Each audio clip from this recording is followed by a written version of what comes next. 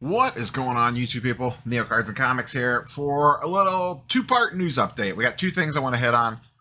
One I wasn't even originally doing a video on, but since I ended up doing this other thing happened, I figured I'd just tack it on the end. So the two things we're going to chat about today are Fanatics making a interesting move in the NFT space. That's kind of the lead story. And then the secondary thing is the PSA pricing formally rolled out today, the new pricing. And I do want to touch on one thing that I was speculating on that I would hope would have changed from when this was first discussed a couple weeks ago. They laid out what was coming, about 2 or 3 weeks ago, I think it was. I did a video on it, and I was hoping one particular thing would change. And I wanted to talk about that because I think it's a little bit of a mistake on their part. And then we'll dig into a couple little other odds and ends of things. But the lead thing I wanted to talk about was this Fanatics story. This came out today. Sportico was the lead on this. I have it pulled up on Yahoo Sports here. But a while back, Fanatics bought a majority stake in Candy Digital, which is essentially an NFT company. It was, I believe, partially backed by Gary Vee, or he was on the board, something along those lines. He was involved. And today, today being Wednesday as of time of recording, they sold a majority of stake of this. Now, I am not an NFT guy. Did I dabble and make a bunch of money in Top Shot and run super early, get out super early? Yes. And I shouldn't say made a ton of money. I made a couple $1,000s, I think, in Top Shot. I was never a believer in Top Shot. I complained about it right from the beginning. But I would go and try to get the pack drops, sell the singles immediately, and then as soon as I was able to get my money off the platform, I got my money off the platform. And that was a whole ordeal that I did multiple videos on. So I have never been a big friend of the NFT space. So long story short, a year or two ago, Fanatics invested in the Candy Digital to get into the NFT space. Today, they have sold off that stake. That alone, I probably wouldn't even have done this video, but there were some very interesting quotes from one Michael Rubin that I thought were intriguing about his kind of take on the NFT space and what it could mean for Fanatics' future in the sports card trading space. Let's go ahead and scroll down a little bit here so I could find this quote. Here it is right here. Very, very intriguing quote. Over the past year, it has become clear that NFTs are unlikely to be sustainable or profitable as a standalone business, Rubin said in an email. This was an email sent to Fanatics employees. Aside from physical collectibles driving 99% of the business, we believe digital products will have more value and utility when connected to physical collectibles to create the best experience for collectors. So Topps does have some NFTs. I am not super familiar with them, but that was something that they had before Fanatics came online. Fanatics made a play into the NFT space. Sounds like they're reading the room saying, let's go ahead and get out of this. They also cite in here wanting to protect their investors. So I think this was about trying to we think this is going to go down more, so we are selling now to get some money back out and into the investors' hands that put money into this, so they take a smaller potential loss on this whole deal. I'll link to this article if you want to read it in full. It's not a bad read, pretty quick.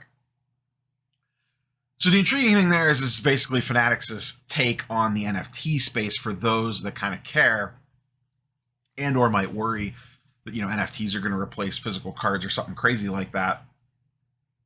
This makes it sound like that anything that they focus on in the NFT space will have a physical component that goes along with it. Now, once again, I am not super up on the ins and outs of NFTs and what that could look like. Those of you in the comments down below could probably throw out some really good ideas on how those two things could marry together and make that work. I've seen things of it like being tied to a graded card and a digital version of the card and this, that, and the other thing. I could just kind of care less.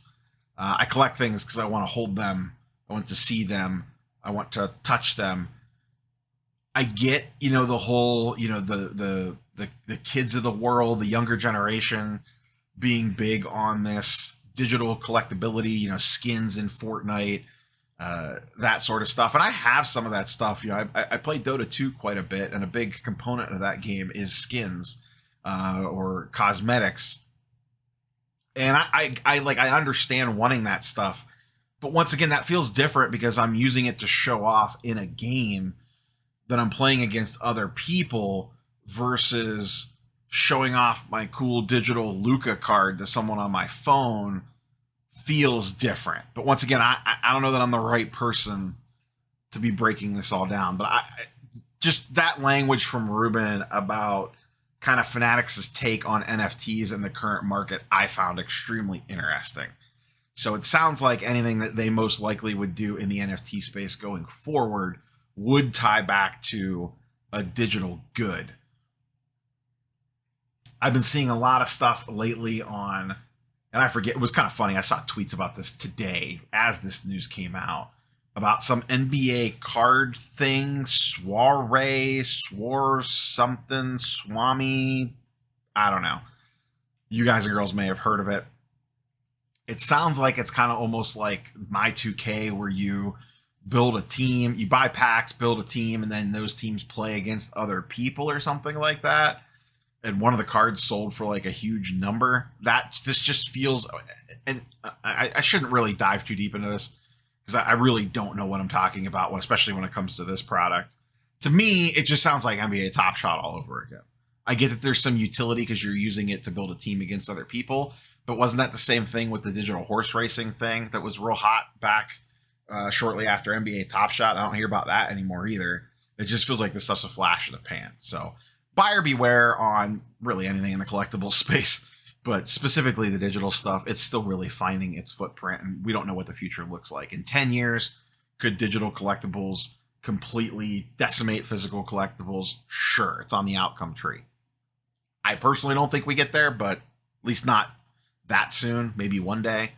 If anything, I think that would make the physical more valuable as it would become more rare, more nostalgic, all that sort of stuff. But I am an old man. Please, sir or madam, remove yourself from my lawn. Let's pop over, look at PSA just really quick, because once again, this is nothing new here. This is the same pricing that they announced 3 weeks ago, 2 weeks ago, whenever that was. My big question at the time when they rolled that out or when they announced that was the declared value gap that they had. And what I'm talking about is at these lower tier levels, and you do need a PSA membership for this, it's $500 declared value, $500 declared value. Then they have this value plus tier at $40 a card, which basically just gives you increased turnaround time. It is also $4.99 declared value. This is what I call the F around and find out when it comes to upcharges, because the next tier up is regular at $75 with a $1,500 declared value. So if you submit at $19, $25, or $40, and they decide to upcharge you, they're going to upcharge you to $75. That seems meh. That seems not great. I don't understand what I begged for in that video, and what I'm still talking about to this day.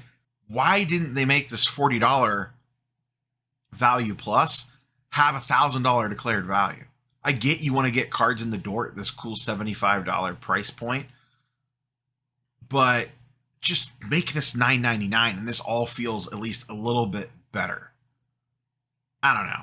I don't mind this number, but I don't like it with this declared value. I don't like paying an extra $15 to skip 20, 40 days ahead in the line. Plus, we all know they're probably not going to take 65 business days on this. I'd be shocked. I'd be shocked if these $19 orders, at least for Ultra Modern, take 65 business days. I'll see how long mine takes. I set now this is a $15 order. I set it in right before Christmas. A video will be going up probably next week on that for a PSA submission video. It was a bunch of baseball cards and some other odds and ends of stuff that I wanted to get into the system while the $15 special was still on. We'll see how quickly they move through that. It took a while to check in, I will say that. They got it before Christmas, and it did not get checked into the system, I think, until today. So it took almost a week.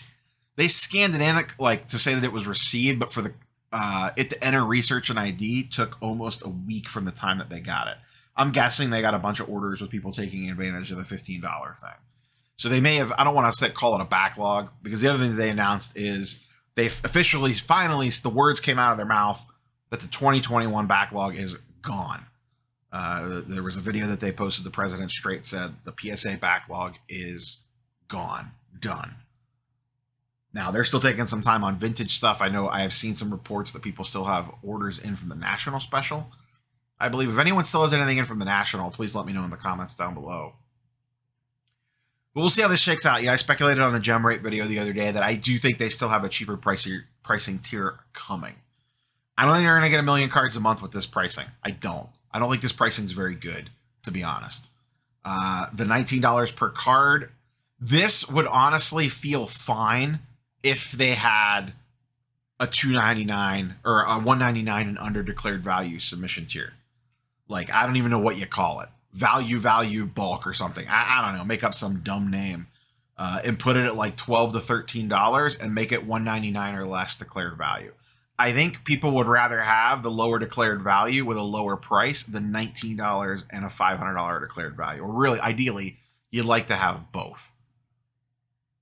I assume what ends up happening is if they rolled that out, say they rolled out, let's call it $13 a card at $1.99 declared value, even if they went to $15 a card, what's going to happen is everyone's just going to send everything at that rate, and then they're just going to dare them to upcharge you, which is probably the, that's one of the issues that people have, is most people would not then take advantage of the $19 price tier. They would just all use the cheaper tier and say, go ahead and upcharge me if you want to. Otherwise, I'm going to roll the dice and see if I get it for $3 or $4 cheaper. But I do think at some point in time, we do see a little bit of a lower pricing tier. I think maybe if it's tied to certain years, certain sets, set registry stuff. We've been talking about that forever. It feels like a year now. And they still haven't done anything with that. They're really kind of screwing those folks all over. So maybe that's what the restriction is. Hey, it's $13 a card, but it has to be, $99 declared value and something that is on your set registry. I don't know. But it feels like they have a little bit of a little mini, very, very mini. Once again, I hesitate to use the words backlog, but they got a pile of work to work on. I think a lot of people were really dumping cards on them at this $15 thing before it went away. My guess is that they take a couple weeks, work through that, at least get it working through the process. Because remember, the front half of PSA typically clears work faster than the back half of PSA. That's what we learned during the backlog. That the QA 1 and 2, especially QA 2, is kind of really where things bog down. So I'm wondering if they wanted to, prime the pump and get all these cards in the door at the end of the month here, at the end of December with that $15 special, build up a front end backlog, let them kind of clear that. So that'll probably take them a couple weeks. And then, mid-January, maybe late January, maybe even February 1st, roll out whatever their next pricing thing is. Maybe sometime next week, because I've got a bunch of other topics I want to talk about this week.